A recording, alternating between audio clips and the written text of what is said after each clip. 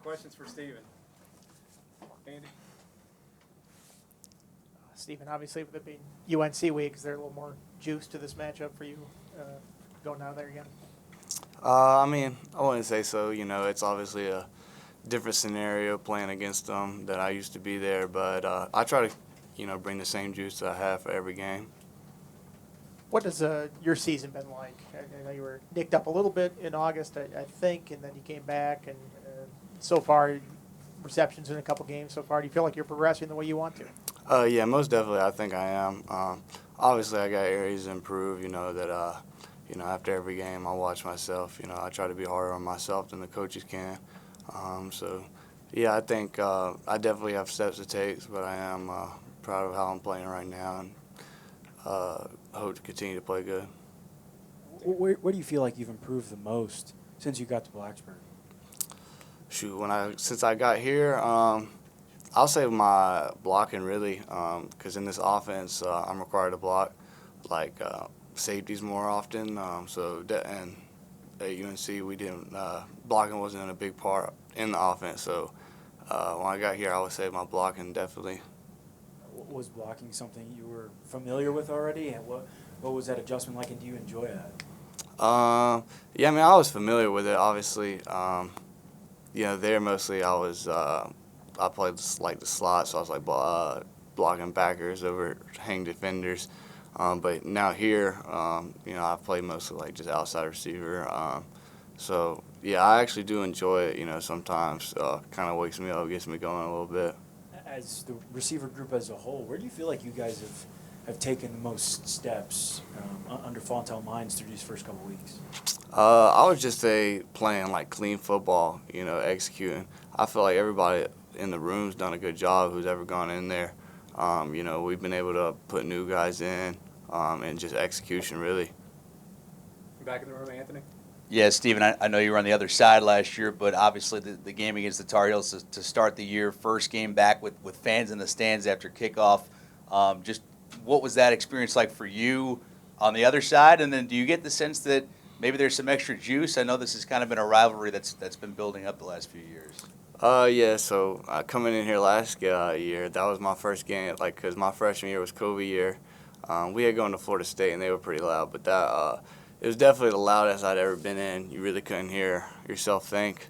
But yeah, now being on this part of it, you know, I didn't, like, obviously it's a coastal rivalry, but when you're at, like, at Carolina, it wasn't like I feel like here, they really don't like Carolina as much as Carolina don't like VT, which I've grown to be aware of now. David? Just wondering in this offense, you know, obviously a lot of the responsibility goes to Grant Wells, but I'm wondering how does that wide receiver room or the offense as a whole kind of provide support for Grant, especially, you know, when he makes a mistake or commits a penalty or, you know, then throws an interception? I think really it just comes down to doing your 111, really. Everyone's got to do their own job. We can't worry about what he's doing. We can't worry about what the O-line or the running back's doing. Really, it's just go out there and do your job. You can't worry about nobody else. And one kind of non-football question. You're from Meadows of Dan. I actually have a really good friend at Meadows of Dan. How do you describe what that town is like to people who've never been there before? So I'm from Pilot Mountain, North Carolina, but that's where my parents live now. But You've been there, right? Yeah, yeah, that's where I live now. But yeah, so how do I describe it? It's just the middle of nowhere. There's nothing around it. It's just a bunch of woods and cows. But you like it, right? It can be relaxing. Yeah, if you need to go down, just chillax. Yeah, it can be relaxing. Stephen, you mentioned the noise at Lane Stadium. As an offensive player, when you go into a hostile environment, how do you all work on that to kind of simulate that? And then how does that actually translate to the game when you're in the situation and the fans are going crazy and it's hard to hear? Like, does that translate from practice to the game well? You know, obviously you can try to mimic it in practice with crowd noise in the indoor. But honestly, until you really experience it, until like in person or whatever, you really can't mimic, like try to get ready for it. So like as an offense, like last year or whatever, it does stir up a lot of communication problems. Aaron. Hey, Stephen. Coach Pry was in here earlier, and he said you were talking about doing your 111th, and he said he felt like kind of late in that game on Thursday, guys were trying to do a little too much. Did you notice that too, or like guys were pressing a little bit? And maybe you guys got to pull back and maybe focus a little bit more on just the 111th part of it. Yeah, I think sometimes when you get down, you met some people like you try to do more than you can than you're really supposed to. But really, I think it comes down to like you really just gotta take it play by play. Like you can't make a play that hasn't happened yet. So. I don't feel like I don't know what he said about it, but it's just like I don't. Yeah, it just comes down to really doing your job and not trying to force things that aren't there, really.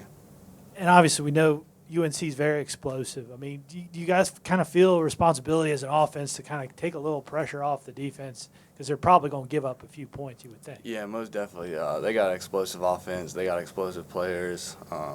Draco's a good quarterback. He can sling it anywhere. They got good wideouts. I've been with them, good speed. So, yeah, we know as an offense that we got to help our defense out more, stay on the field longer, gives them a better break.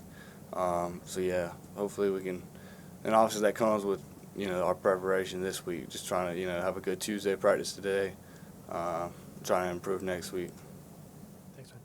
David, and then we'll go to Zoom. Where have you seen Christian Moss grow the most since you've gotten to know him?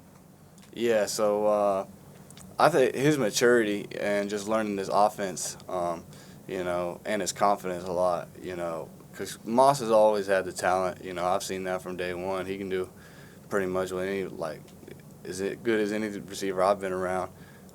So, yeah, just his confidence really just getting out there, knowing he can do things, and just, getting game reps, because game's not practice or whatever. So now getting game reps, he's growing week by week. He's just going to keep getting better. Thanks. All right, Mike, any Zoom questions? On Zoom, use the raise hand feature for questions for Stephen. Any questions? All right, Travis, think we're all set. All right. Anything else in the room for Steven? Thanks, everybody. Thanks, Steven. Appreciate it.